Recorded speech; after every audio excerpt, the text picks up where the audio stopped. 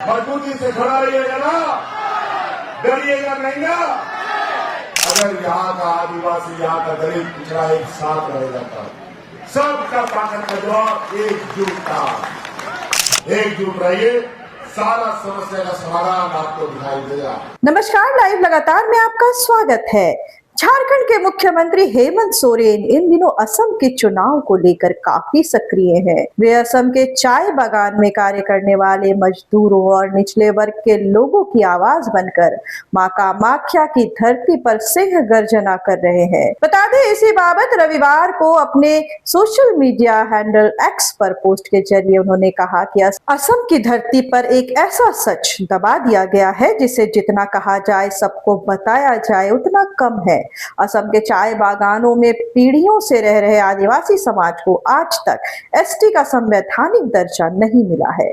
यह सामान्य चूक नहीं है, यह राष्ट्रीय स्तर का न्याय है, एक ऐसा अन्याय जिसे इतिहास कभी माफ नहीं करेगा। उन्होंने कहा कि सोचिए, जिन लोगों को अंग्रेजों ने उनके घरों से दूर लाकर इस मिट्टी से बांध दिया, जिन्होंने अपने खून पसीने से असम की अर्थव्यवस्था खड़ी की, उन्हीं को आज तक उनके अस्तित्व की मान्यता नहीं दी गई। आजादी के बाद भी दशकों तक सरकारें बदलती रही, नेतृत्व बदलता रहा, लेकिन इस समाज का दर्द नहीं बदला। सबसे पीड़ादायक बात यह है कि जिन्होंने बड़े बड़े वादे किए, उन्होंने भी इस मुद्दे को अपनी प्राथमिकता नहीं बनाया। यहाँ तक कि सत्ता में बैठी पार्टियों ने भी इसे अपने घोषणा पत्र तक में जगह नहीं दी। मुख्यमंत्री हेमंत सोरेन ने कहा, क्या यह सवाल नहीं उठना चाहिए कि आखिर एक पूरे समाज को उसके संवैधानिक अधिकार से वंचित क्यों रखा गया? आगे सीएम ने कहा कि मैं यह स्पष्ट कहना चाहता हूं कि यह मुद्दा राजनीति से ऊपर है। यह न्याय, सम्मान और पहचान का सवाल है। असम के आदिवासी समाज को अब और इंतजार नहीं कराया जा सकता। उन्हें उनका अधिकार मिलना ही चाहिए, पूरा अधिकार, संवैधानिक अधिकार और सम्मान के साथ। आगे सीएम हेमंत सोरेन ने कहा कि अब समय आ गया है कि देश इस अन्याय को स्वीकार करे और उसे ठीक करे, क्योंकि जब तक न्याय अधूरा है तब तक लोकतंत्र भी अधूरा है। वहीं सीएम हेमंत सोरेन ने महावीर बास्के के समर्थन में एक जनसभा को संबोधित किया। उन्होंने कहा कि सुना है विरोधियों द्वारा लोगों को यहाँ डराने और धमकाने की कोशिश की जा रही है। उन्होंने साफ शब्दों में कहा कि मैं बता देना चाहता हूँ कि अब यह सब नहीं चलने वाला है, क्योंकि अब शोषित, वंचित और आदिवासी समाज एकजुट हो चुका है और वह लड़कर अपना अधिकार लेकर रहेगा। असम का एकजुट शोषित, वंचित, आदिवासी, दलित और पिछड़ा समाज इस बार अपने हक अधिकार के लिए वोट करेगा।